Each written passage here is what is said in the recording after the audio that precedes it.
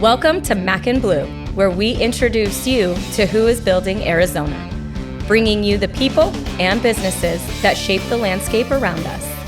From economic development and developers, underwriters and lenders, architects and engineers, to the very builders and suppliers that bring it all together. For all things Mac and Blue, head to www.macandblue.com and don't forget to subscribe on YouTube. Now let's join our host, 𝐨𝐯𝐞𝐿.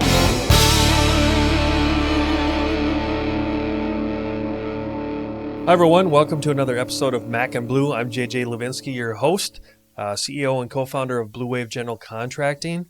Today, first of all, I even though it won't come out in the recordings, I've been gone for a few weeks, went over to the UK and Ireland and got re-energized. So if I have a little jet lag, bear with me. But luckily, my guest is wired today, so it'll be quite fun. Speaking of my guest, we have Danielle Fairburn, Danielle, Okay. and she owns her own gig called Fairburn Consulting. And I was lucky enough to meet her a couple months ago. And full disclosure, it was through a friend of mine, his company. We're in Vistage together. Mm-hmm. And the reason I asked Danielle to be on today was because she's an EOS goddess, and that's not EOS fitness, so it's not a workout thing. But anyway, welcome, Danielle. Thank you. So we're going to kind of hopefully talk everything about EOS today, and let you kind of be the expert and just kind of walk people through that. But before we do, it's always fun to get to know a little bit about you. Sure. So we don't need to do a half-hour resume, but why don't you just let the audience know a little bit about your past? Are you a native and all that kind of stuff? Love to. So thank you for having me. Yes, I think I'm one of the rare few natives left, born and raised here in Phoenix. I think the percentage goes down each time I have someone on. It started at like 28%. Now it's down to about 22%. I know. Every time I say it, people look at me with such a strange look. But yeah, I was born and raised here in Phoenix. Got 4 boys, a couple of teenage boys just about to hit 18. And you're still claiming them, right? I know, I am. Starting to look at colleges. It's just all those fun memories starting to flash before my eyes. They're going to be gone here in a pinch. And then I've got a couple of younger ones as well still at home. I live out in the 𝐵𝐀𝐿𝐿 area. Been there most of my life and attended ASU for my undergrad with a degree in supply chain management, and then also continued on to get my master's in global business. Oh, nice. Yeah, and then started my career out working for many of the Fortune 500 companies here locally. Spent some time over at Honeywell, Avnet, Intel. Oh, the big ones. You name it, I've been there. So that's just a little bit about my background. So first of all, then, what is EOS? For those that don't know what it is. So EOS is the entrepreneurial operating system. So it's not a software. There are softwares that can be utilized with the system, but it's actual way, an operating system, a way of running your business. And I first came across it, surprisingly enough, I was working with a business owner in the e-commerce space, and he was finding that he was just taking on everything, all of the tasks, all of the responsibilities within his business. And he was really feeling just this heavy burden of how to manage all of those tasks. And he attended a Vistage group, actually, surprisingly, where this concept of EOS continued to be brought up in his Because it's not new. It's been around. It's been around. For what, 12, 15 years? Yes. And it continued to be brought up. And he was like, what is this? And he's an entrepreneur himself. He was in the e-commerce space. And he said, hey, I want you to look into this. And I was like, what are you talking about? I'm your director of operations. I'm running your operations here. You asked me to build out a team in the US and the Philippines and India. And here I am doing all those things. And now you want me to go learn a new operating system? So long story short, I started researching it. I picked up the book Traction. Which is where everyone starts. Where everyone starts. And as I started reading into this book, I thought, could this be this sounds like me. I was born to do this. I'm reading through it and I'm reading the concepts and all of the things just really started clicking for me. And I thought, okay, this really makes sense. These concepts and the principles behind it make so much sense. So with that, I decided to bring in an implementer at that time to kind of come into our company and teach these concepts to him and the company.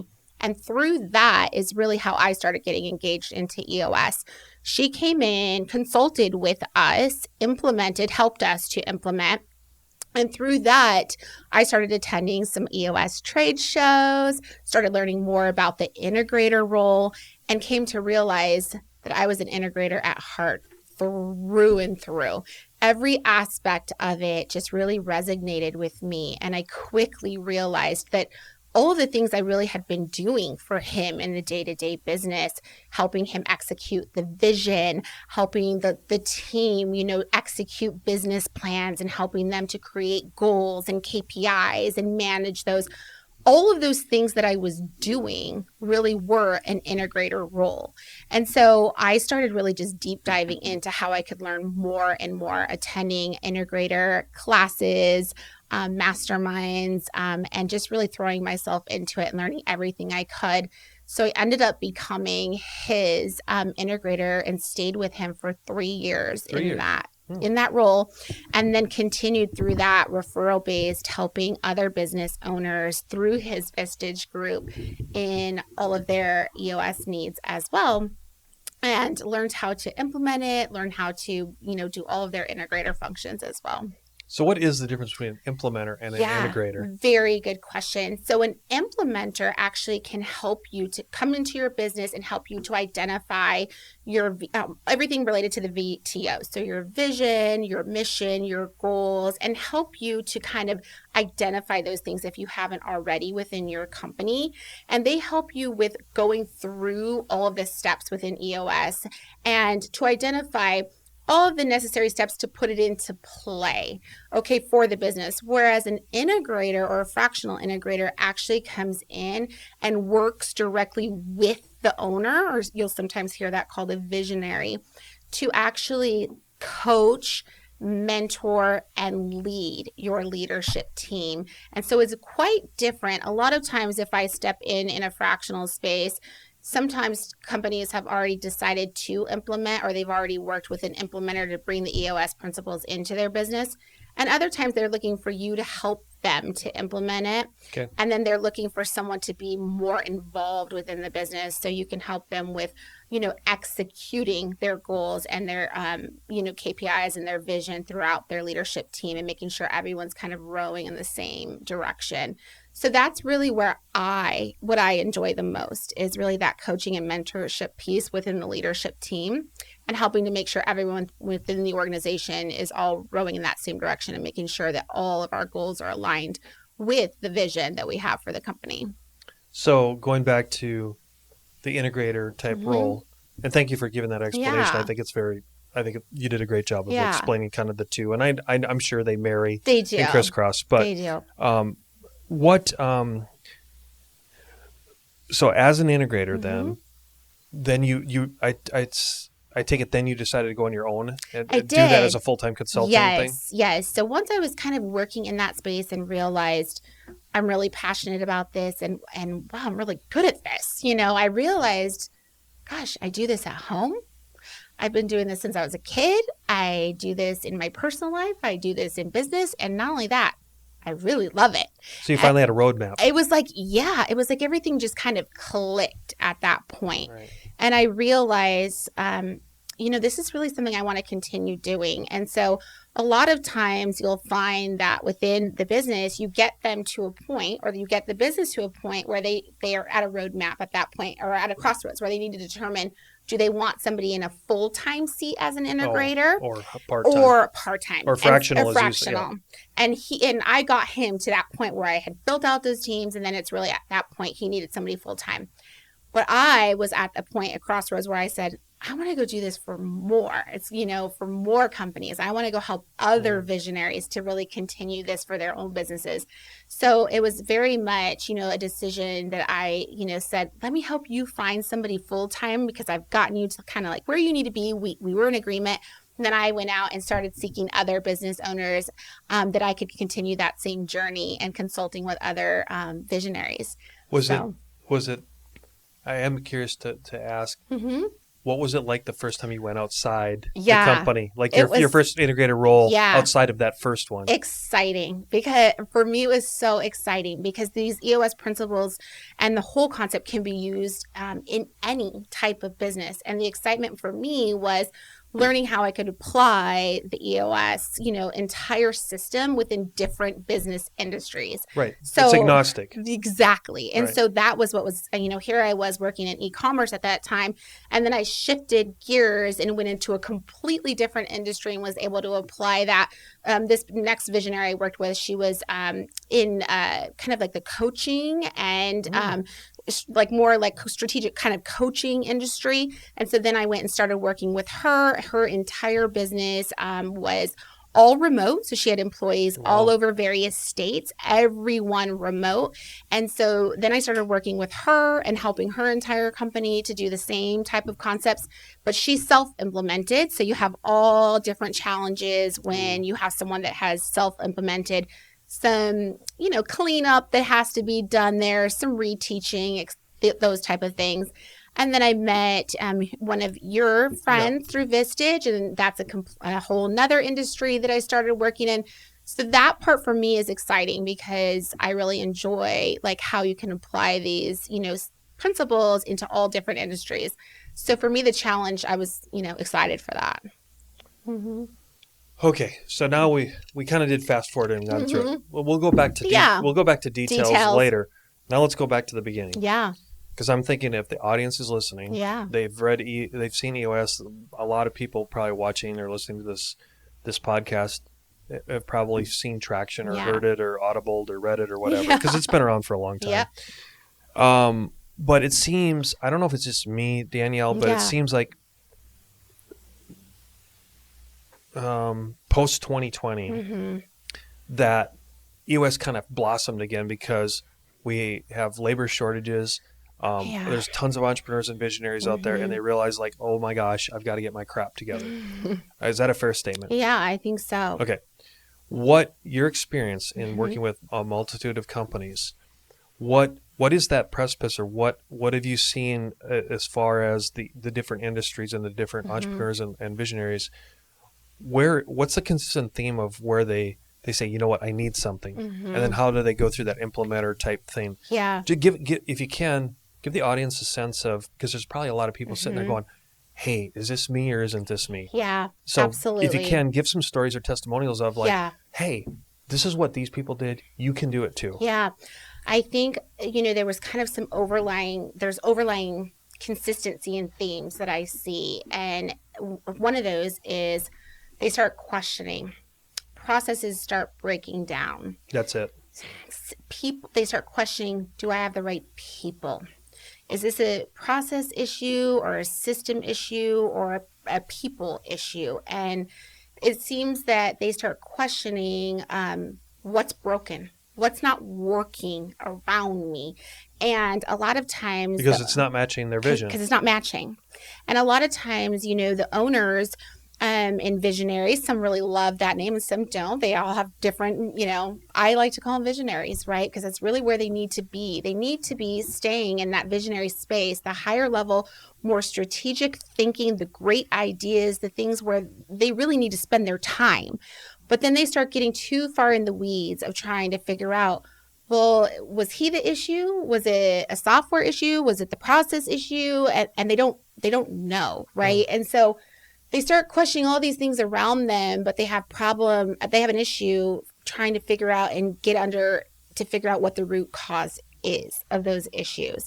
And then when they don't know where to turn, right, they start looking to an integrator, right, who really enjoys that deep dive of putting an action plan in place to uncover that. So that would be someone like me, right? So like the mechanic, every assessment I've ever taken is like mechanic all the way, right? Like I love root cause analysis. I love those deep dives to really, not look at the surface level issue, but to get underneath and figure out exactly where that issue is. And so that's one of the things that I started seeing at that time. The other thing is they're just feeling overwhelmed with feeling like all the issues and all they're the working in the business instead of on the business. Yeah. Is just falling on their shoulders. The consensus when I sit down and meet with them is everything falls on me. Everybody looks at me because I'm the owner.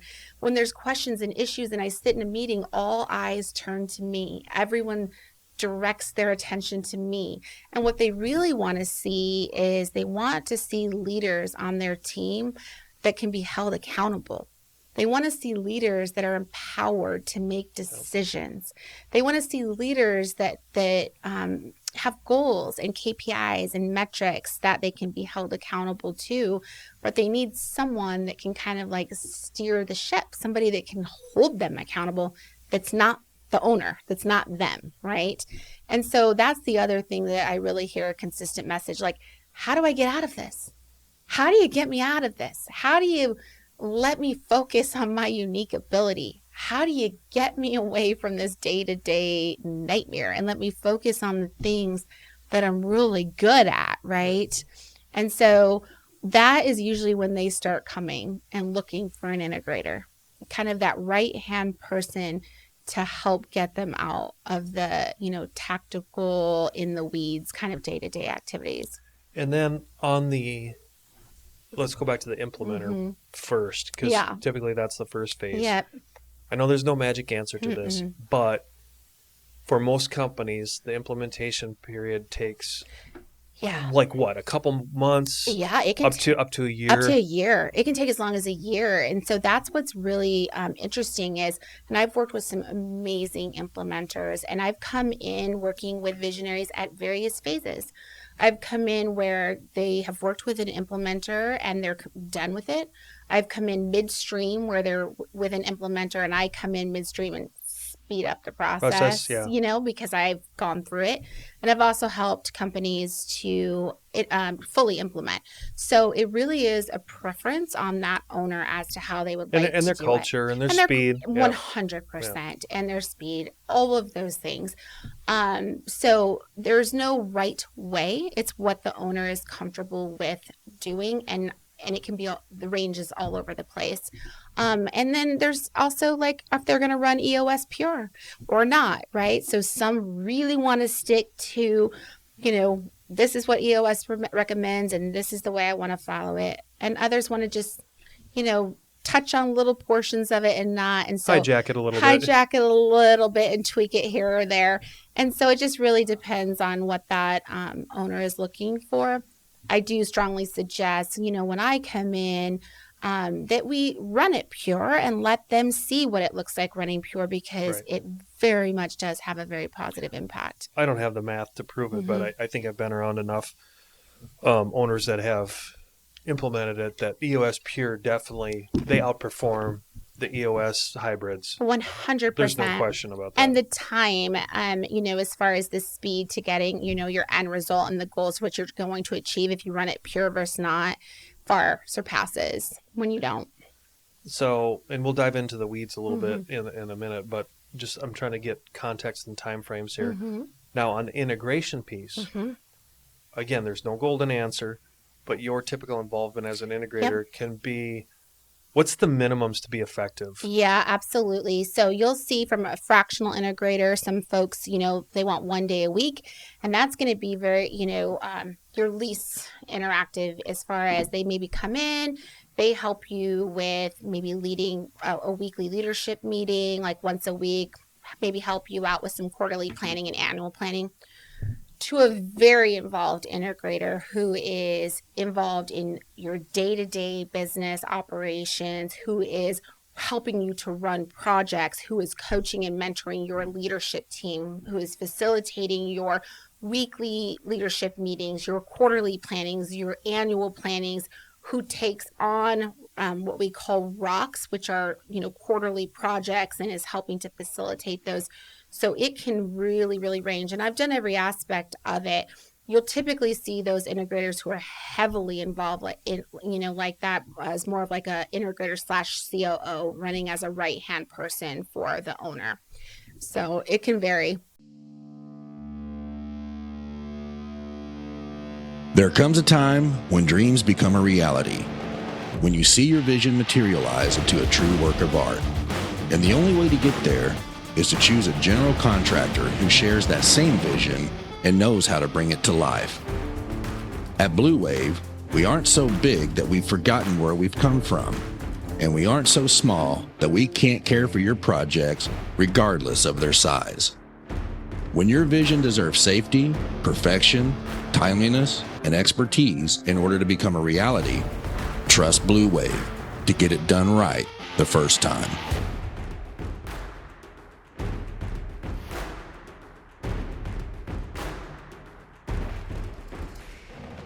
So here, probably the toughest question that I think a lot of people will say is, okay, Danielle, as an integrator, you come in, then who replaces you once you need to go? Great question. How does all of that work? Yeah, absolutely. So if you are working with a fractional integrator, it's such a great community within the EOS. So it's very known. You have those conversations with your owners right up front, and you state your intent. It's known up front. Hey, I want to stay in the fractional space. And when we feel that time comes where you're ready to scale and you're ready to get to where you need someone full time, where you're ready to shift into a COO type of role, the integrator will help you to find that seat, the right person for that seat to replace themselves. And that happens all of the time. If you find, and this happens often, a lot of times the owners try to bring that integrator on full time, and they end up evolving into a role within the company as a COO full time. And so you'll often see this kind of, projection of like, oh, we're starting off in fractional, and then that kind of evolves into a more full-time role in a lot of times, because you have to remember it's a relationship between the integrator and the visionary, and they become, very close. They're each other's right-hand person. And so once you've built that trust and things are working and they start seeing results and they start seeing them very quickly, it's really easy to say like, hey, now I want you full-time, right? So here's a topic that's come up not only in our Vistage group, but a lot of EOS conversations as well. Let's talk about the C-suite. Yeah. So typically the visionary, the owner, is usually the CEO. Yep. All right, I'm going to just play off me as like I'm working with you. I've hit my wall. I've hit my glass ceiling. I need help. Yeah. Okay. And typically, again, through a lot of conversations I've had about this, typically if there's 3 or 4 C-suite key C-suite positions in an organization for their growth initiative, there's 1 or 2 seats missing. And it seems like more and more it's the CFO role. There's maybe someone being groomed for the COO, like a VP of something or a president of something, that they just need to be nurtured or guided by someone like you. But more and more I'm seeing that the controller / accountant, bookkeeper, there really needs to be an accelerated type role in that CFO role. Are you seeing that as well? Yes, 100%. Okay. And I'm absolutely seeing where, like you talked about this grooming, right? So maybe there's a finance manager, an accountant, or somebody that's, trying to level up their skill set to get there. I'm definitely seeing that across the board where, owners are starting to look that direction. Hey, who can we start grooming, if anyone on the team, to that seat? Is there leadership opportunities or other areas we can groom someone into that seat? And if not, who can we look at as far as, outside the company, maybe even on a fractional basis? Is that an opportunity for the company? Which sometimes that works. Sometimes that works. Yeah. Not every time. Sometimes you'll run into also an integrator that has a very strong skill set on the financial side as well, that can oversee that for the temporary time frame until you find someone that you can bring in on a more full-time basis as well. So there are options there. I'm working with a client right now that we just had this same situation and conversation where we eventually ended up needing to bring someone in a full-time capacity. I have another client who went the fractional route, and we've got someone seated there right now fractionally until she scales up enough to where we'll need to bring someone in full-time. Fair enough. Okay. Now that we've kind of set the parameters, now let's go into the weeds. Yeah. Because the audience wants to know, okay, great, Danielle. How do I start, and what does it look like once I start? Yeah. So if you can, just give, we're not mentioning names here, but I'm sure you could almost use my friend's business is like, okay, how did you start, and what's the progression? What does it look like? Give a story, if you would. Yeah, absolutely. So the start point looks different, I think, for everyone. But really what you would want to do, I think, with if you have it depends on the size. If you do already have an existing leadership team, I would start with conversations with them, right? You're exploring these options. I would start with, let's take a look at traction. Let's add it to the book club list, right? Let's make sure. The book club list, right there, that's a great idea, right? too. Let's add it to, I always say, let's add it to the book club list, right? Let's take a look. There's another great book, What the Heck is EOS? Yeah. That's kind of like a step A, right? It's the Reader's Digest short version. And then we kind of take a look into traction. I do think that's the first point. The second point would be to have some conversations, right? Would we want to self-implement or bring in an implementer? And then the time frame at which we are hoping to accomplish this, right? Because, I don't know about you, but I like to move fast, right? So it would depend on what the owner is looking to accomplish. Is that a 6-month build, a 1-month year? Align yourself with an implementer that can accomplish the goals that you are trying to accomplish as a company. And then you also have to have those conversations of, can we bring in an integrator simultaneously to help us get through that? You can. You absolutely can. That's what I did with your friend, with your Vistage buddy. So he was working with an implementer that I think had given them like a 1-year build. And I came in and we were able to speed that process up tremendously for his company and able to get moving along very, very quickly. And that was what he wanted. And that was what, the leaders that he was working with wanted. So that would kind of be the first discussions I would start with. And I'm going to periodically interrupt you just to ask posing questions. Yeah. Have you seen where there's been acrimony at that first juncture? In other words, the CEO, the visionary, wants it, but no one else does. Oh, absolutely. You can definitely. So it already creates a tension, right? Yeah, absolutely. So how do you as integrators get over that right away? Oh, absolutely. Even with some of the clients I come in with, you've got those that are on board right away, and you've got others going, What is this? Why do we have to change this? Right. So I think the best thing you can do is to make sure that you explain the why. I think that is so important, is that going into any type of change, if they don't understand the why behind it, then how are you going to get anyone on the same page, right? And what I see is when the clients really, when my clients explain the why to their leadership team and they come from an emotional place of making them see the why from a heartfelt place, not, well, I want to do this because it's going to make me more money. Okay, well, that's not gonna help anybody. No. But EOS is all about living your best life. It's not just about what does it do for the business. It's also about what it does for the people and for your people. And so I think having that understanding and the explanation, I think would be the biggest asset to an owner to get buy-in. And so that is what I would suggest. And that's what we did. And when I have clients that have people that are kind of pushing back, I think it just takes those really candid conversations of, this is the reason, this is the intent, this is the goal. Yeah. And once they kind of understand that, they start seeing it in a whole different light. And I've noticed, even with our friend, there was a lot of pushback from his team. And what team isn't going to have pushback? 100%. Exactly. Because change is scary. Change is scary. Yeah. And so you have those, but I look at that as a challenge, right? oh, that one's just going to take me a little longer, but you watch, give me a couple months with that one and she's going to be bought in. Right. And so you expect that as I'd be an curious to integrator. see if all you integrators are the same Myers-Briggs and DISC profile. Oh, that cracks me up because when we get on our trainings together, Or your predictive index, or we go to like offsite seminars, I'm always like, "What's your number? What's your number? You mechanic, you mechanic." It's amazing how similar. Yeah. Hey, so I'm gonna interrupt you again. Yeah.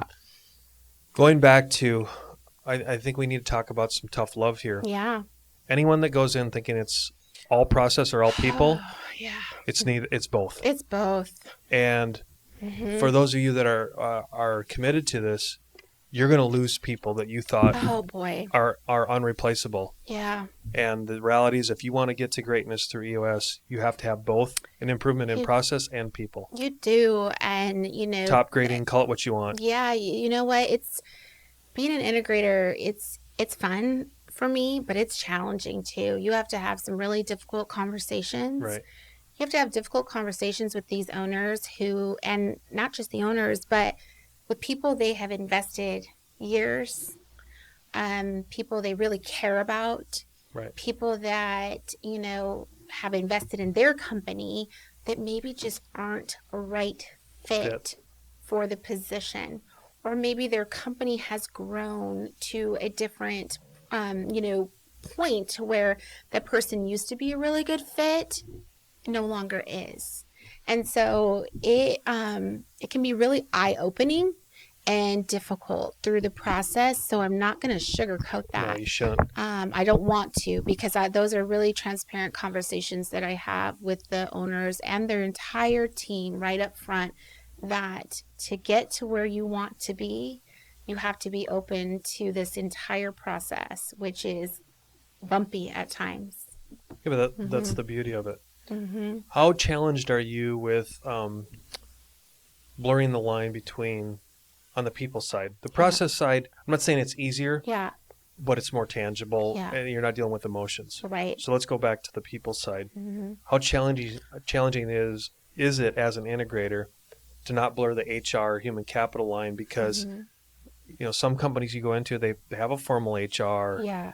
either program director, what have you, and others don't. So I would see, I'm speculating here, that a lot of times you're having to solve their whole HR model in itself. Is that true?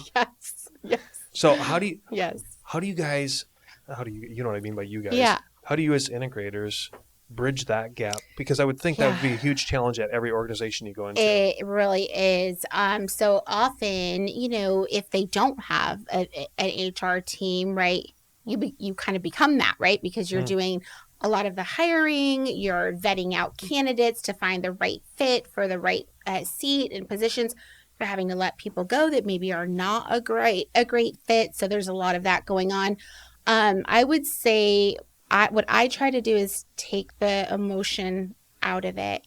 I really try to rely on the tools that EOS teaches, which is, do they get it? Do they want it? Do they have the capacity to do it? And then I really try to use what we call the people analyzer to really assess, taking all emotion out of it, assess the person for, the seat. Like, what does the seat need? With taking the person out of the equation, what does this seat need? And then is this person suited for this seat? And, it's hard to do. Yeah. I'm not going to lie. It's hard to do. I just had to do one the other day, and it was probably one of the most difficult one I've ever done. Great person, culture fit, right on, so many different things, right? But not a good fit for the seat. And so at the end of the day, that's what you got to report up at the end of the day.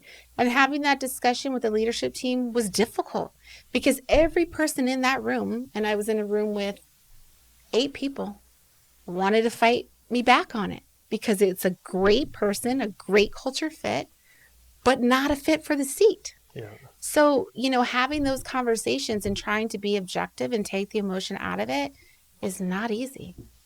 And so, and what do you think HR was over there saying? Can you imagine? Yeah. I mean, the HR was going, oh, we've got to keep, and it's really difficult. So I kind of hijacked how we got of where we were going originally.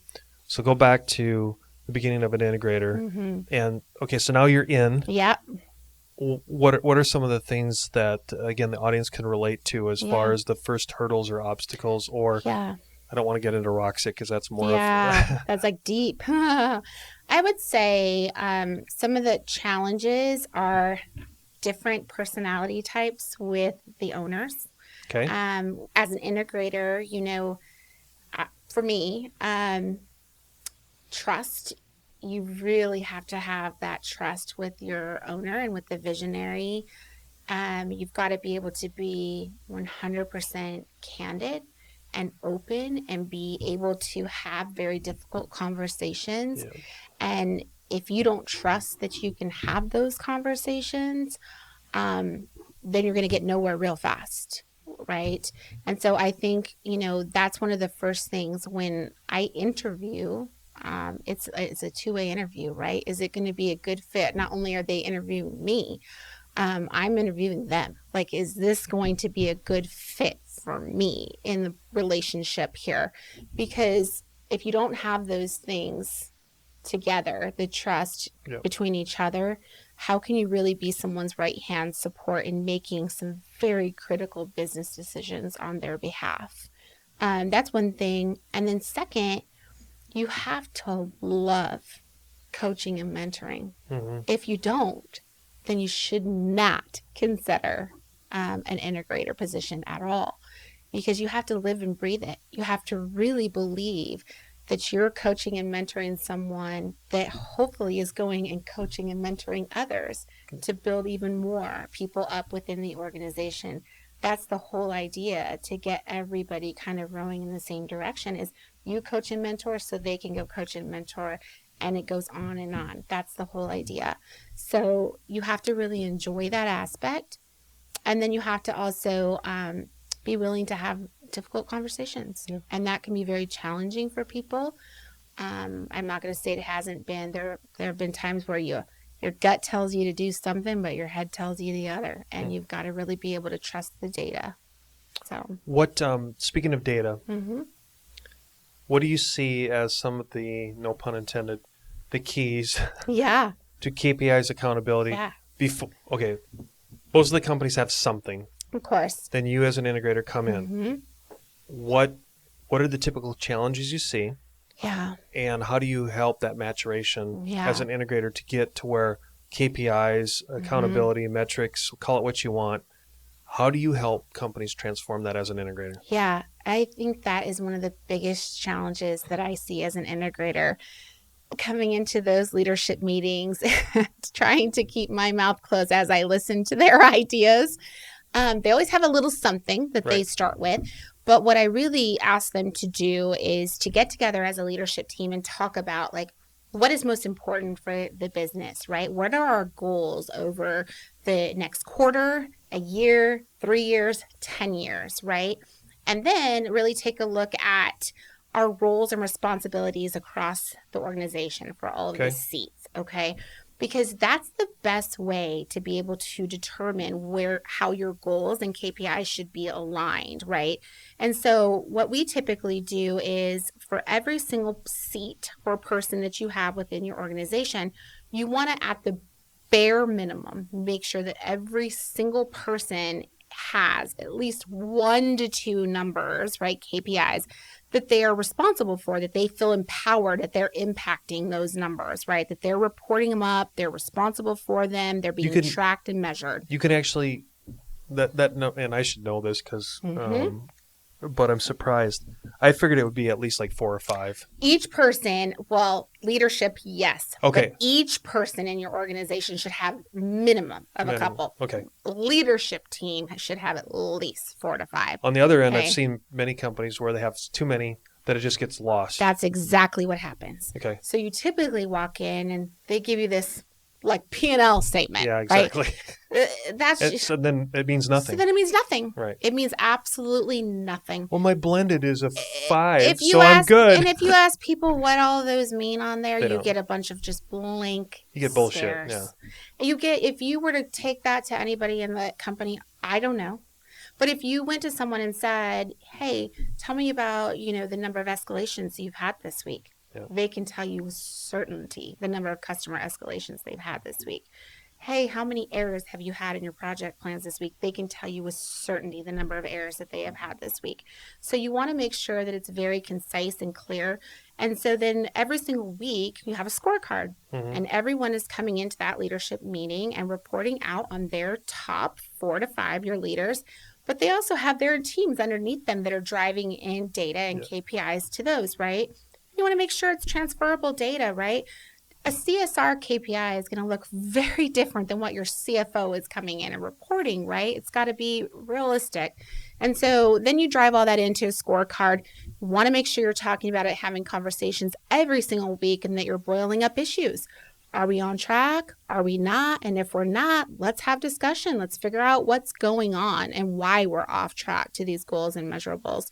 So that's something that an integrator helps out with every week, every meeting, every week. We're having conversations about these. We're tracking them. We're holding people accountable, and it does work. I mean, when you're having these conversations week after week, and people come in and they know they're going to be questioned for why they're not on track or why their number is off target, they're prepared and they're ready to have a discussion. There comes a time when dreams become a reality, when you see your vision materialize into a true work of art. And the only way to get there is to choose a general contractor who shares that same vision and knows how to bring it to life. At Blue Wave, we aren't so big that we've forgotten where we've come from. And we aren't so small that we can't care for your projects regardless of their size. When your vision deserves safety, perfection, timeliness, and expertise in order to become a reality, trust Blue Wave to get it done right the first time.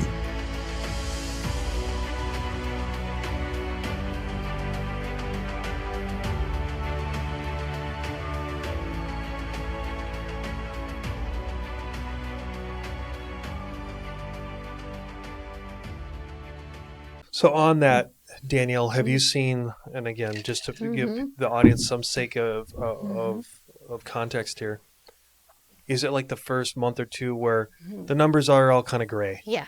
And then whammo, all of a sudden that one meeting, that 3rd, 4th, 5th month, all of a sudden, wow, it has, now everyone gets it. And it could be even longer than that. Absolutely. You typically will find first, even 6 months. Oh, we've got a bunch of numbers up there. We think these are the numbers. We think this is what we should be looking at. Yeah. But you'll find that they keep getting refined. Oh, we thought those were it, but now this is what we really want. Now we know it's this, right?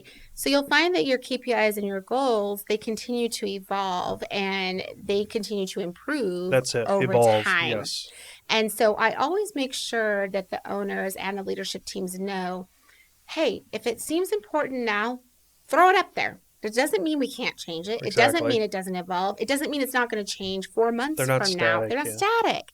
And so, a team I'm working with, if we were to look at what we started with 11 months ago, what we have as a scorecard today is completely different. But it's much improved. What we're looking at today is giving a much better accurate representation of how the business is performing. And if I were to go to anyone on the leadership team today, they can tell you what every single one of those numbers and metrics The dashboard means. has to have meaning. 100%. And it gives a quick snapshot to the owner of how is the business performing. At a quick glance, you should be able to look at those numbers and have a very quick assessment of how is sales performing? How is marketing performing? How is our service team doing? Are there escalations? Are things I should be concerned about? So it does evolve and it should continue to evolve over time. In perpetuity, yeah. Absolutely. Yeah. So I think that's one of the most critical pieces of information that your leadership team should be discussing every week in their weekly meeting. I'd be remiss if I didn't bring up something that I can't take credit for this because I learned this probably 12, 15 years ago. I was fortunate enough when I was still in Minnesota to be exposed to ASU's PIPS program or Best Value program. Yeah. And Dr. Dean, I think he and his son, I think they're still teaching there. But the dominant information, that type thing. I don't know if you've ever heard this. I haven't. So I'll share it with you in the audience, because I think I've learned that this can have merit across anything, and especially when it comes to KPIs and metrics. Yeah. So hear me out. Yeah. How many surveys does everyone take? You get surveys all day long. Constant. Yeah. And what does the subconscious do? If you're 1 through 10, what do we typically do? Oh, people go right to a 7. Or a 3. Yeah. Right? That is not dominant information. Yeah. If you take away the mid numbers and make people go 0, 5, or 10, you'll get a much more accurate assessment of what that is. So the more black and white you make it, you will get that dominant information, and it increases the dashboard information, the effectiveness. Then you can effectuate that into any of the changes that you want. Makes sense. So again, I'm just passing on information that I got a lot of time ago, and wherever I've gone in any organization, once I've explained that to people and say, get rid of all those, what I call ambiguous numbers. Exactly. And force people to either go, you're great, you suck, exactly, you're in the middle, and you have room for improvement. Exactly. It's exactly right. Then the people will know what they want. That's exactly right. It's funny you just said that. I was doing some analysis on some of the metrics last night. I typically prep on Sundays, and I think sales in one of my teams was reporting up like 7 numbers, couple of percent changes, things. I said, we can calculate percent change. Take that out. I don't need to see percent change. I can do the math, right? So just things like that, right? And it's like, no, just show me the number. Where are we? I know if that's red, green, or yellow. Like, let's move on. Things like that, right? You just want to be able to quickly look and know where there's problems or not. Okay, so let's go to one of the biggest things that integrators do when they come into an organization, and that is change the entire meeting structure. So a large portion of EOS and the traction book is based on having effective, meaningful, productive meetings.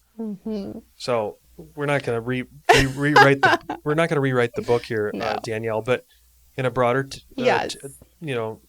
parameter, give the idea of what you as an integrator does to have a meaningful meeting. You can even you can either make it the annual, the semi-annual, or the weekly meeting. Probably the weekly meeting has a more effective, but tell us, if you would, tell a story about how you do that. I think one of the most important things is just making sure that we are having valuable meetings that are a good use of everyone's time, right? A novel concept, right? Because let's just face it, how many meetings do we all get invited to every single week? And how many of those meetings do you leave and you go, well, that was a waste? 90%. Or that could have been an email or a memo or a communication, and we didn't need to sit in that meeting. So one of the principles of EOS is just making sure that you're conducting meetings that are at the same time, every single, same day, same time, and with purpose. And so when I lead meetings or within the EOS framework, typically we do them every single Monday at the same time, same cadence, and there's no veering from that. Consistency. There's no veering. If you can't make the meeting, sorry, it's recorded. You can watch it back. But there should be a good reason why you're not making the meeting, because it's not being shifted. I also keep a very strict agenda. We do not veer from the agenda. So the agenda is the same every single week. We follow that cadence, and it's a timed cadence for every aspect of the meeting. So we will have a scribe in the meeting, the facilitator, which is typically the integrator. And then I'll have a scribe usually in that meeting that's keeping detailed notes, issues, to-dos, and capturing all of those items. Do you rotate the scribe for accountability? I do rotate the scribe for accountability. Not only that, to just keep engagement. To keep engagement, to keep them used to utilizing the tool, and to also just, keep them on their toes, right? I want to have everyone that's just, used to using it and fully engaged in these meetings. I also do another little trick, which they don't like, but I lock up their cell phones. Oh, by the way, I was a guest at one of your meetings, and it was awesome. Okay. My, actually, do you want to know how I got that idea? From my 10-year-old son. Yeah. And so. By the way, she has this cute little lockable birdcage looking thing. It's like, and the key gets locked away forever. It's a cell phone jail, and I'm sorry, but if you attend my meeting, you're expected to participate, be fully engaged, and there's no checking your cell phone for 90 minutes. It's leadership time to work, focus, on the business and focus. Yeah. And so I lock up those cell phones, and so we just make sure we're following a structure. If we start squirreling, then I ask anyone in the room, call it out. Yeah. hey, we're off tangent here. Let's get back on focus. Let's continue where we should be, which if it's data or scorecard or wherever we should, we want to make sure that, we're keeping each other accountable in those meetings, and that includes myself, right?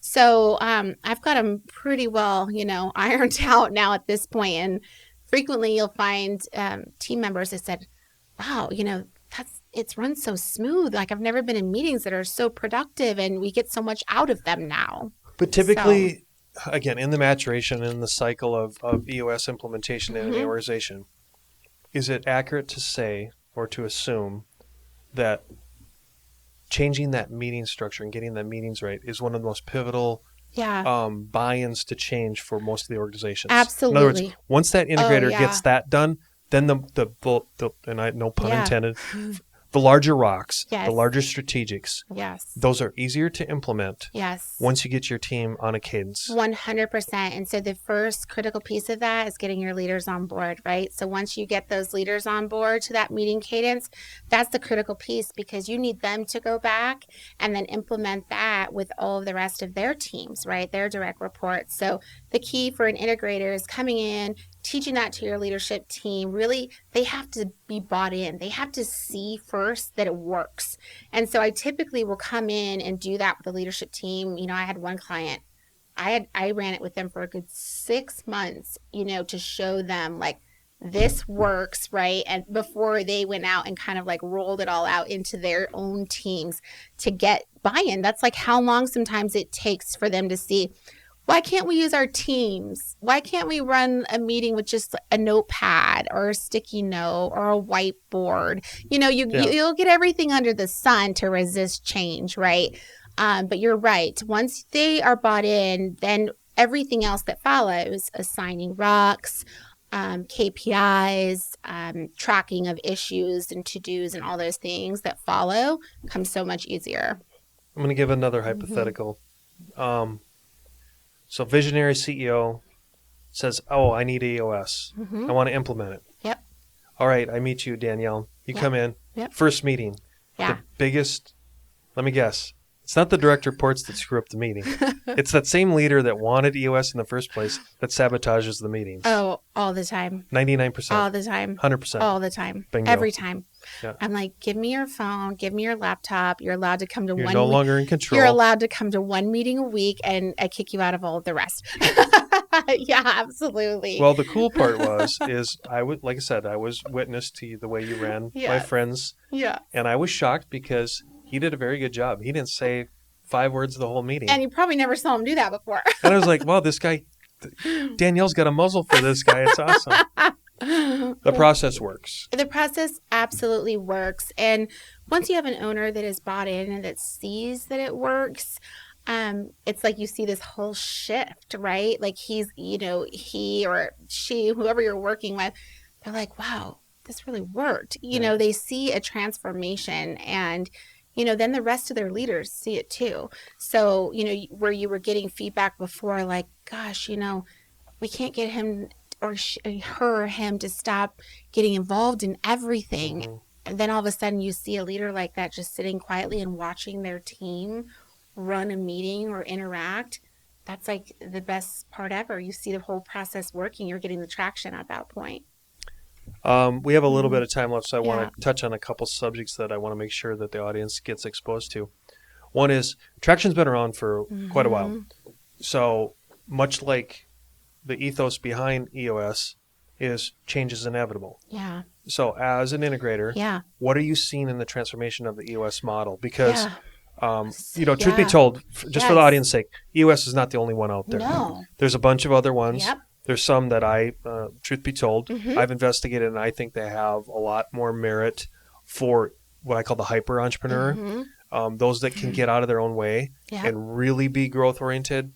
There are some other models that I think actually do a better job than EOS. Yeah. So just in an unbiased manner, Danielle, absolutely. Where is the EOS model going from your perspective? Yeah, right now what I see is it's evolving as far as tools, A lot more automation. So they just kind of did a whole thing with 90. So that's a software tool that we're now utilizing within the EOS framework. And so we're being able to kind of pull that into the EOS framework, and it's all in one stop, right? So how you manage your meetings, your rocks, your goals, your KPIs, all of that into like And that's one. called 90? It's called 90. Okay. And so I'm utilizing that tool now for all of the teams that I'm managing, which is fantastic because it's like a one-stop shop for everything EOS related. And you can opt in and out as much as you want, right? Yes. It's the Chinese menu. Exactly. Okay. So you can have notification. It also can integrate with other tools as well.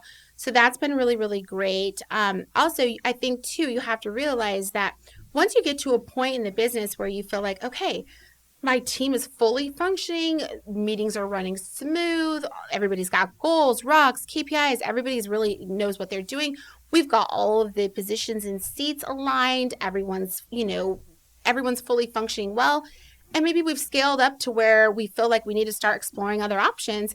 That's an option as well. Businesses evolve just like goals and KPIs, and you might get to a point where you feel that you need to do that, just like what you're talking about. Absolutely, integrators should support that evolvement. Yeah. And anyone would be foolish to tell you that they don't. We realize that, and I realize that. And just like the relationship that I have with my owners now, when we scale and we get to that point, a good integrator and someone that's working right-hand side should be willing to help you with that as well.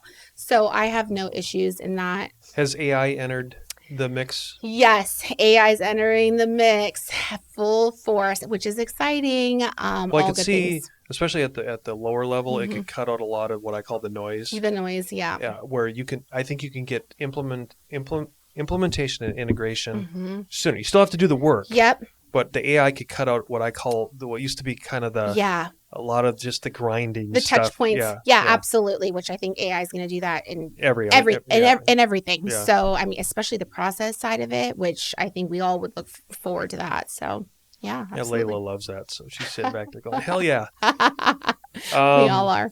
All right, we've got a few minutes left. Yeah. What did I forget to ask you? What do you think is important to take away for anyone listening or watching? I feel like we really covered so much of it, really. I don't feel like you forgot a whole lot, to be honest with you. Hell. I feel like we did. Well, good on your KPI. We'll give ourselves 10. I feel like we went through everything, honestly. I feel like we touched on all of it. Well, there's no sense. We don't need to drag it out, but I do want to do this. Okay. Yeah, let's do your rapid fires. So, no, not quite there. From the audience perspective. Yeah. So, again, Danielle Fairburn. Yes. Fairburn. Yes. Here's the thing. She has her own consulting thing. For those of you that are interested in EOS or anything related, look online, research it. Yep. If you go to the EOS website, they actually have a whole link to any integrator implementer. They do. But also, if you want to reach out to Danielle directly, if she can't help you, I guarantee she knows a million other people in the space that can do it. So don't be shy. For those of you that have been on the fence and say, "Oh, my friends have done this, but I have trepidation," don't. As an entrepreneur and visionary, even if you don't take it to its context, take the hybrid approach and become a better organization. And even if you have questions, like we all support each other in this, I'm happy to refer you, give you answers to any questions you have. I mean, we're just anything, just reach out. Well, thank you for coming on today. It was a pleasure to have you. Thank you. Thanks for having me.